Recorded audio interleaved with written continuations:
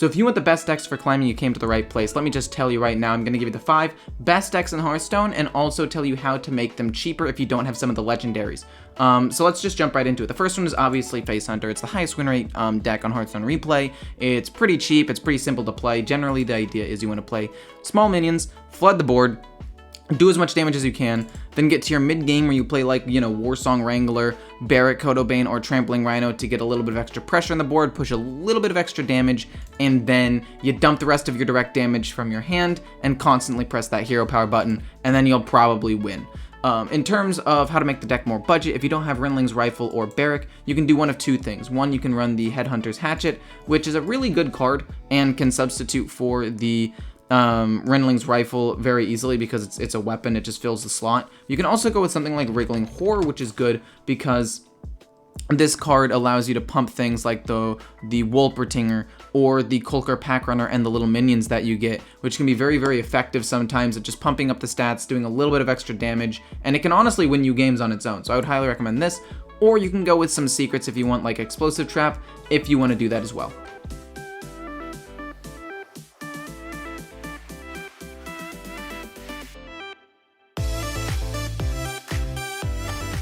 The next deck is Primordial Druid, and this one is specifically designed to beat aggro, which, fun fact, is going to be the most prominent archetype in the game until the new expansion comes out. The reason why it's well equipped to deal with it is because you have Feral Rage and Moon-Touched Amulet, along with 2 Thick-Hide Kodos in order to give you the armor, and in some cases removal, like with the Moon-Touched Amulet, in order to deal with aggro matchups. Moon-Touched Amulet is really good because basically everything corrupts it. You can get another copy back with Yasharaj. And it can do a lot of damage as well. Like, it can actually be a tool to burst down a priest. You can do 8 damage with it and then get Yasharaj and do 8 more, and your opponent will never expect it.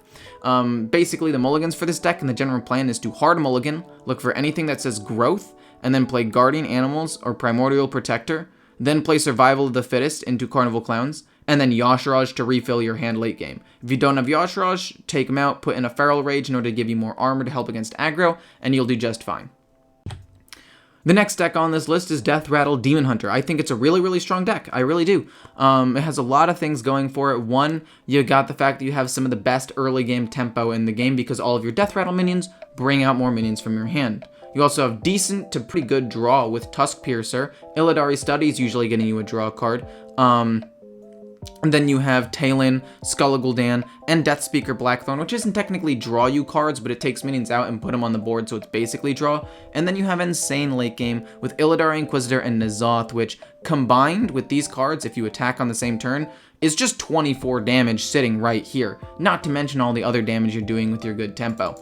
If you don't have some of these legendaries, you could probably take them out for other Death Rattle minions like Sneaky Delinquent, or Loot Hoarder, or any number of things. I think, yeah, the Corvus is actually a core set card, so you can run that as well with some of your Outcast cards, so you can just ram her in and do a little bit of extra damage that way. And that's basically it for the Death Rattle Demon Hunter. You basically just look for some cheaper Death Rattle minions to keep the chains going, and those are great replacements for legendaries. Next, you have Rush Warrior, which is one that I really want to keep my eye on because it's already on its way up win rate wise, and it's only going to go up from here. One of its worst, if not its very worst, matchup was Priest, and with that being nerfed, I think that this deck is in a really good position to start popping off. You have good Rush and Armor to deal with some of the aggro decks, unless, they have an ungodly hand. If you're playing against an Elemental Shaman, they play the 1/2 Elemental, and then they play the 2/5 Elemental turn 2 because its cost was reduced. You just can't win that. It's not your fault. But if they don't have a really good early game hand, you're very capable of dealing with the board, gaining armor, and then hitting the mid game, having insane stats, and just running them over. It's actually a really good deck, and it's a little more mentally fulfilling than just a pure aggro deck like Face Hunter, Elemental Shaman, or even Death Rattle Demon Hunter. So I would recommend this one if you want a little bit more of a challenging deck. And in terms of ways to make this deck, a little bit cheaper, you could take out some of these legendaries and run things like Cutting Class or Tent Trasher. Cutting Class for some extra draw because this deck struggles in that aspect, and Tent Trasher because it's just a really good card and synergizes with the deck. You can also go with the, what's-his-face? You can go with the Stonemaul Anchorman for a little bit of extra card draw as well, and he has Rush. And the last deck is Elemental Shaman, and this doesn't really come as a surprise. It's absolutely dumpstering everything. It's like the most popular class in the game right now. And there are two ways you can do it. You could go with the Doomhammer build or just this Elemental Shaman build. Both work. Excuse me. And the general idea of this deck is to just curve out, keep an elemental chain going for as long as humanly possible, getting all of their ridiculous effects, and then also doing ridiculous damage with Whack-A-Mole Hammer to pump up your minions, and some direct burst with Lightning Bolt, Serpent Shrine, Alexstrasza, Fire Elemental, and Dunk Tank. There are a ton of things that you can do to do direct damage with this deck. The only thing that I have to say about this is the legendaries are, there's only one that's not free, and you could take out the Instructor Fireheart for another elemental, or you could take him out for Alakir, because Alakir is a core set card. You put that in instead of Instructor Fireheart, you got yourself another late game win condition, some extra direct damage, and if you have the Whack-A-Mole Hammer out at the same time or something, or you magically discovered a Rockbiter weapon somehow, that can be a lot of extra direct damage as well. So overall, those are the best decks in the game. They are basically all aggro, and even if you go down the list of Hearthstone replay, you got Elemental Shaman, Big Demon Hunter, which isn't really aggro, but Miracle and Secret Rogue, Aggro Paladin.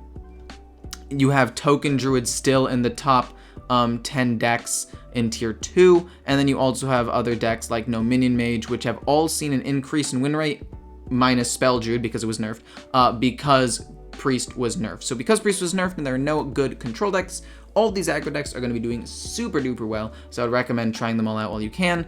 And they're cheap, so if you have to craft something in order to get to that legend, you're not going to break the bank in order to do that. However, I would recommend saving as much dust and gold as possible for the new expansion, because that is when the meta is really going to shake up, and you don't want to waste all of it now when you don't know where the meta is going to be in like 3 weeks from now. So hopefully you guys enjoyed. I'll see you guys in the next one. Bye.